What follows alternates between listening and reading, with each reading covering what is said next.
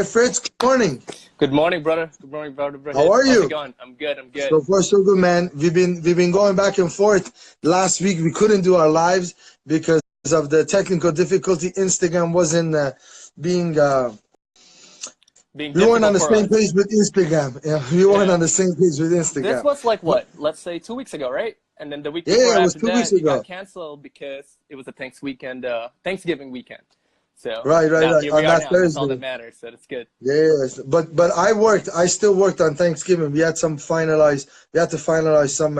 We were part of a mastermind group, and everybody had events afternoon. So we Great. decided to do it in the morning. We did it in the morning. It was actually very productive because nobody was in the office, no distraction, no nothing. You just We focus on got the the work. job You have done. to grind in. That's it. That's all we did. All right, so let's start with this.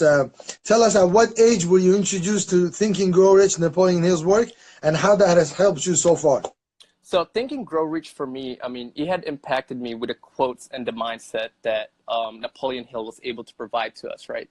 At what age? Let's say, I think I was around in my college years, so I'll say around either 19 or my early 20s.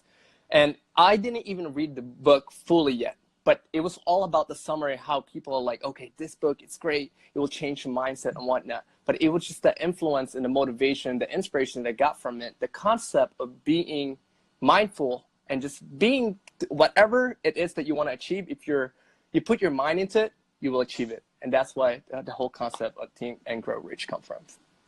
Wow, that's fantastic. Let me ask you a question. What is it that you do, and how this has helped you in what it is that you do?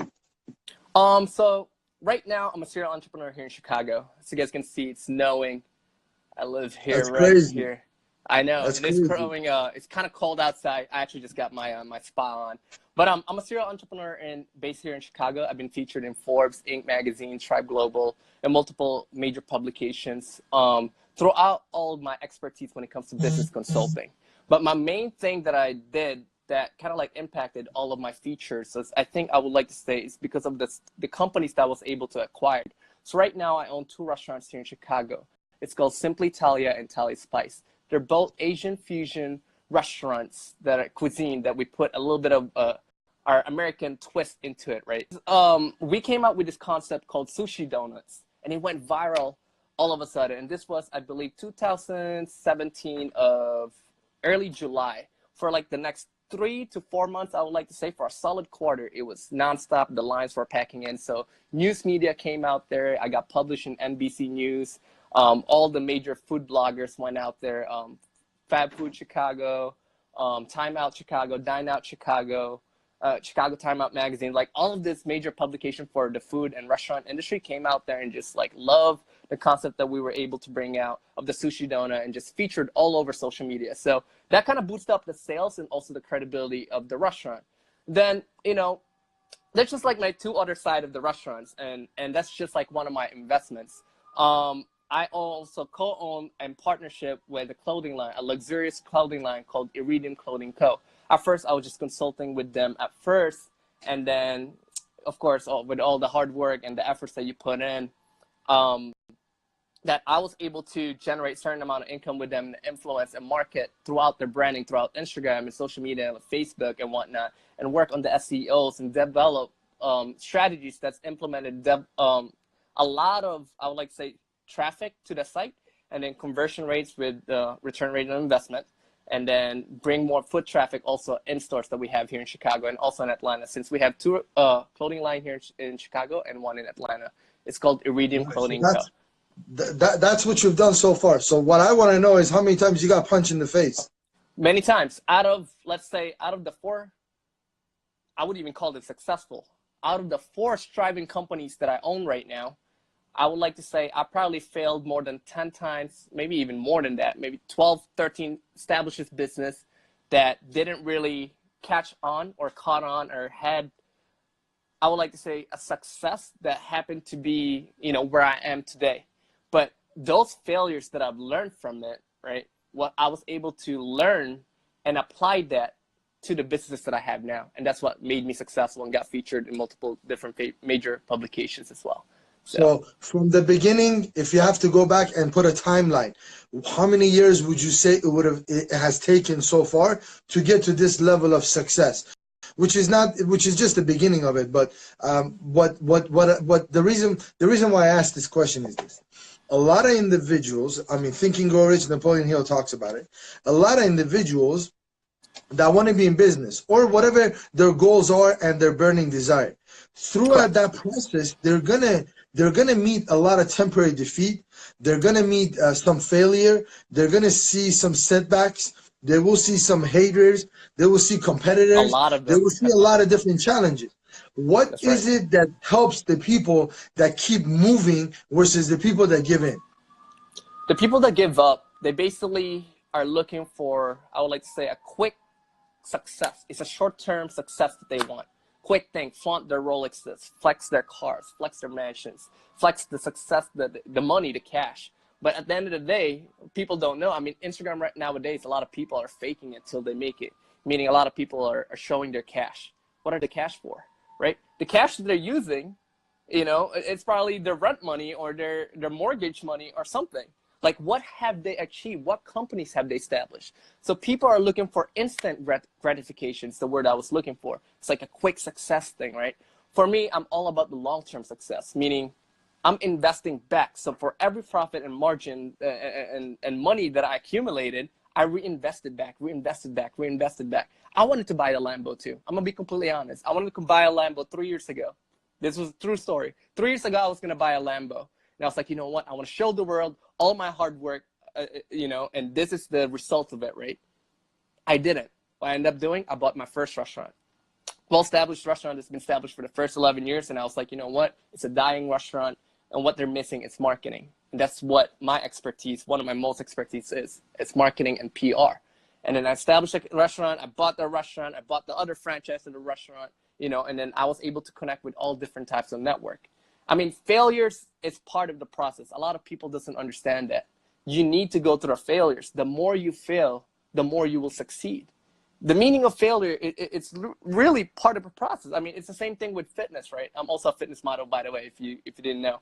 So I like to have them hand in hand.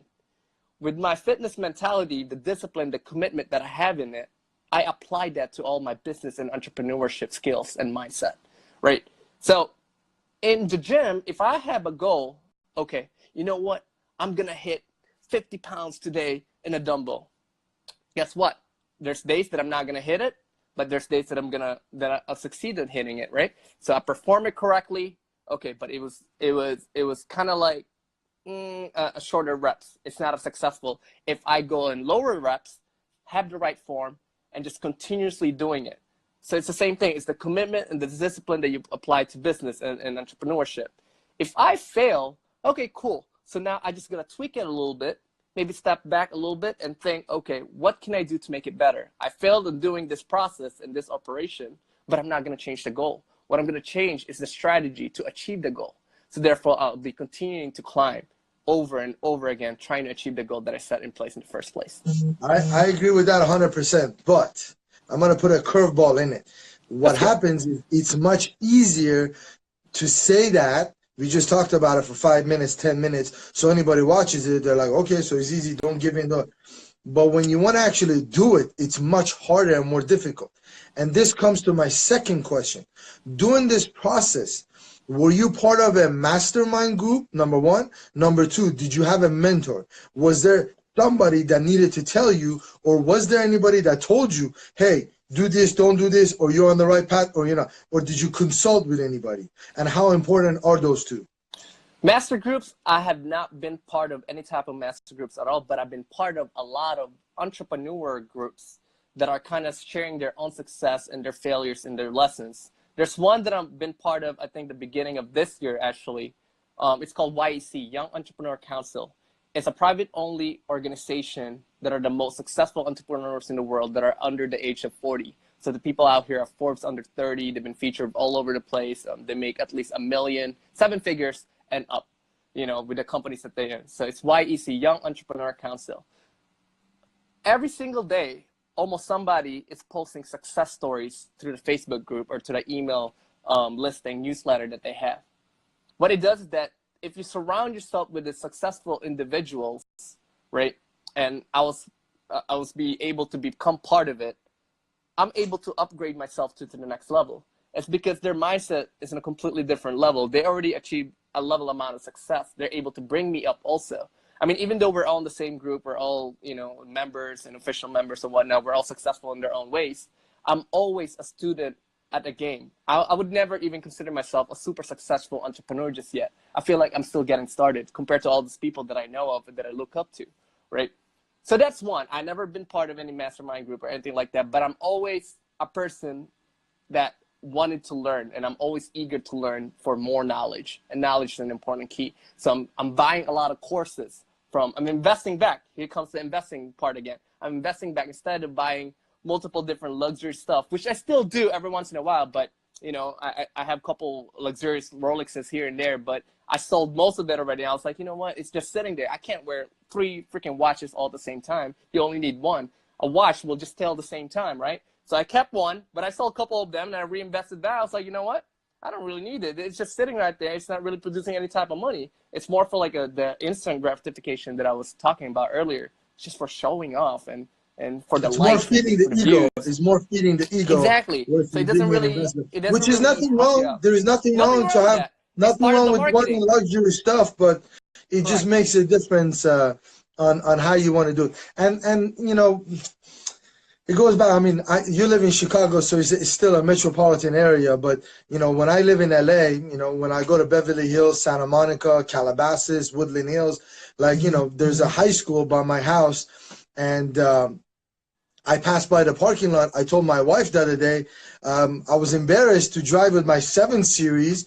And she goes, what do you mean? I said, because these 18-year-olds, they're all driving like Bentley, Rolls Royce, Ferraris, and their shit costs 2 times as much as mine. So I go take the back street home, and I'm like, it's kind of messed up because I earned mine. And the difference is, if at 17 or 18, you're driving, let's say, a 5 Series or 7 Series. Like, I'm not going to go into the fancy Lambo I'm not going to get into that. But let's just say you're driving a 7 Series. What I want to know is, what are they going to be driving when they're 25? When they're 30, what are they going to drive? By 40, they're already like completely out of just liking cars anymore because they didn't go through that skill. And guess what ends up happening? They get into drugs. They get into things that they're not supposed to be getting to because a car and a luxury Rolex or these things are not fulfilling them anymore. That enjoyment it's very quick. It comes and goes. You're going to show off your watch, your phone, your Lambo, your house. How many times can you show that off to people? And the inner circle of people that you know, they don't change. So you got about, maybe, let's say you're very popular. You have 50 people that are very close to you. So you showed it off to them. Then what are you going to do? You're going to go get another Lambo to drive different color to do? So when people show up, and that's what the difference, that's how I know if someone is successful. You have to go through that phase, and then at no point you're showing that off. I tell you one thing. I got a buddy. We don't hang out as much. We only see each other. I call him buddy, but probably he calls me an acquaintance. He lives by my area, about maybe like 2 blocks away from my house. And, you know, he's a multi-millionaire, big businesses and everything else. And this guy drives a Toyota Prius. I have seen him drive a Toyota Prius. Now he's got his nice cars. He's got a very, very nice Porsche sitting in his garage. But he drives a Prius. So if you see him, if you're standing on my corner, on my street, and you see that, you would have not known. You would have thought that he was probably an Uber driver. You think he's driving a Lyft and it's an economic car. You would think he's just a normal person. Nothing big deal. I mean, look at Mark Zuckerberg, right? Look at Mark Zuckerberg, Jeff Bezos, all these multi-billionaires they're killing it. They're not really, they're wearing clothes that are just like Walmart or Target clothes, and they're wearing the same thing, just a simple T-shirt or anything like that. Maybe Old Navy, maybe even Old Navy or TJ Maxx, right? And I started shopping at TJ Maxx now too. They have a lot of good stuff. I'm gonna be honest with you. And I started showing that to my social media pages, and they're like, "Oh wow, look at you! You're shopping there." And I was like, I never knew about this. I used to shop online all the time, and I feel like, quality of clothes, it's the person who's wearing it. It's not what the brand is. At the end of the day, you're your own brand. It depends on who you are and what value and impact that you're putting in. it doesn't matter how much, you know, and I talk about this all the time with all the podcasts and interviews that I've been with. Like, they're asking me, okay, how much money do you have, an X amount of money that you want to hit? Of course I do, but at the same time, for me, it's a long process of having to impact and having the fulfillment of inspiring somebody and motivating them and helping them get to the next level, whether that's through fashion, through fitness, through entrepreneurship, through their careers, through their business, or to their mindset, right? For me, it's a wholesome of success. My success for me is everything: having the right family, having the right love, the loyalty, the integrity with your girlfriend, with your woman, or your significant other, right? The real friendships that you have with friends that you cultivated over the years of time, not because they want to hang out with you because of your money. They want to hang out with you and be surrounded with you because of the positivity that you bring to their lives, right? To get motivated. If they come because of the money, they're going to leave because of the money too. If they come because of your looks, they're going to leave because of the looks too. So they better want to come for you. So no. I hear what you're saying. But listen, brother, I got a couple of more interviews I got to do today. But listen, you and I are going to be in contact. You got my DM. I'm going to send you my personal page. There is a mastermind group that we are compiling. We have put it together with a few very, very significant individuals that can contribute a lot. So I send it to you. Take a look at it. If you want to be part of it, let me know. It might be next week. I got a lot of stuff happening this week, but you and I are going to be in contact, and hopefully we'll do this more often. Most definitely will, and we'll definitely do this more often too on other Instagram pages. This is just my personal one. I have other Instagram pages as well. So no big deal. Thanks for watching, you got it, brother. I'll talk to you later. Take care. Bye-bye.